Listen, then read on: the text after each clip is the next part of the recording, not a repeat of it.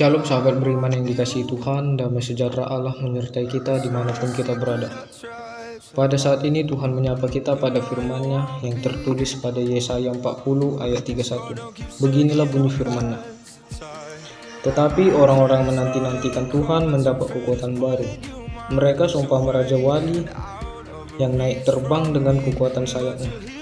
Mereka berlari dan tidak menjadi lesu. Mereka berjalan dan tidak menjadi lelah.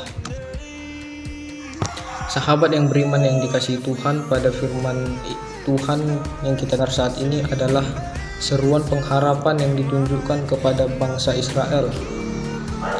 Allah memakai Nabi Yesaya untuk hadir di tengah-tengah kehidupan bangsa Israel, agar mereka yang lemah, mereka yang lelah dan tidak berdaya mendapatkan kekuatan yang baru. Sahabat yang beriman yang terkasih dalam Tuhan, satu kata yang mencuri perhatian saya dalam Yesaya 40 ayat 31 ini adalah Raja Wali.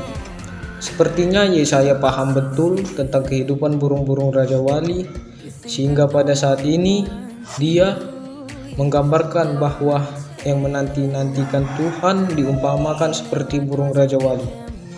Sahabat beriman yang dikasihi Tuhan, pelajaran berharga bisa kita dapat adalah pada umur 40 tahun fisik Raja Wali akan mengalami perubahan. Paruhnya mulai bengkok dan memanjang sampai ke leher. Cakar-cakarnya sudah semakin tumpul dan semakin sulit baginya untuk mencengkam mangsanya. Dan bulu-bulu sayapnya sudah sangat tebal.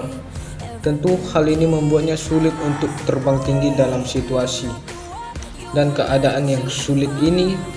Raja Wali diperhadapkan pada dua pilihan yang berat. Pertama adalah mati di umur 40 tahun. Kedua, hidup sampai umur 70 tahun. Tetapi harus memiliki kesiapan untuk melewati proses perubahan yang menyakitkan selama 150 hari. Ketika Raja Wali memilih hidup untuk sampai 70 tahun, langkah pertama yang dilakukan Raja Wali dalam proses ini adalah mencari pegunungan yang tinggi. Di tempat itu akan mematuk-matukkan paruhnya sampai lepas pada bebatuan, lalu tumbuhlah paru-paru. Kemudian tahap selanjutnya ia akan menggunakan paruhnya untuk mencabut kuku-kuku pada cakarnya sampai lepas. Pada akhirnya akan tumbuh kuku yang baru. Tidak sampai di situ, tahap selanjutnya yang juga menyakitkan adalah dengan kuku yang baru tadi ia akan mencabut bulu-bulu pada sayapnya hingga rontok dan tumbuhlah bulu yang baru. Mari kita perhatikan tahap demi tahapan. Yang menyakitkan itu harus dilewati, dan ketika Raja Wali mampu melewatinya, itu akan membawa Raja Wali masuk ke dalam kehidupan yang baru. Dengan penuh kuku dan penuh bulu yang baru, Raja Wali akan tampil dengan kekuatan yang baru. Sahabat yang beriman yang dikasihi Tuhan, saya yakin saat firman Tuhan dalam Yesaya 40 ayat 31 ini disampaikan Yesaya dalam kehidupan bangsa Israel. Pada saat itu Allah sedang mengkehendaki agar bangsa itu tetap kuat dan tetap hidup di dalam iman dan pengharapan kepada Allah. Meskipun mereka dalam masa-masa sulit, Yesaya mengingatkan bangsa itu supaya berani mengambil keputusan untuk tetap memilih Allah sebagai Tuhan. Dalam masa sulit yang mereka hadapi, mereka akan ditempa menjadi pribadi yang kuat, pribadi yang berani dan sanggup berjuang di dalam keberaniannya. Sahabat yang beriman yang dikasihi Tuhan, bukankah dalam hidup kita juga sering diperhadapkan pada pilihan yang sulit, pilihan yang hidup menyakitkan, bahkan pilihan yang memaksa kita harus memilih di saat tidak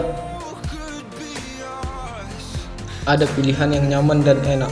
Namun pada saat ini Allah mengingatkan kita bahwa ketika Raja Wali diperhadapkan pada pilihan yang sulit, hingga pada akhirnya Raja Wali memilih untuk menjalani proses perubahan yang tidak mudah dan menyakitkan. Pada saat itulah ia menerima kekuatan yang baru dari perjuangannya. untuk bertahan. Mari kita imani, mari kita renungkan bersama bahwa Allah mengizinkan kita berada pada situasi sulit, berada pada tempat yang tidak nyaman, bahkan berada pada suasana yang tidak menyenangkan. Bukan tanpa alasan, bisa saja pada saat itu Allah sedang menempah karakter kita, Allah sedang mengasah kepribadian kita, bahkan menguji iman kita. Maka apa yang harus kita lakukan? Ambillah waktu tenang bersama dengan Allah. Berdiam dirilah di hadapannya dan memahami apa yang Tuhan kehendaki terjadi atas hidup kita. Siap sedialah kapan dan bagaimanapun keadaannya, dan percayalah rasa sakit yang muncul saat kita sedang bertahan dan berjuang dalam iman akan membawa kekuatan baru, sehingga kita bisa bertahan dalam badai dan menjadi pemenang dalam iman. Amin.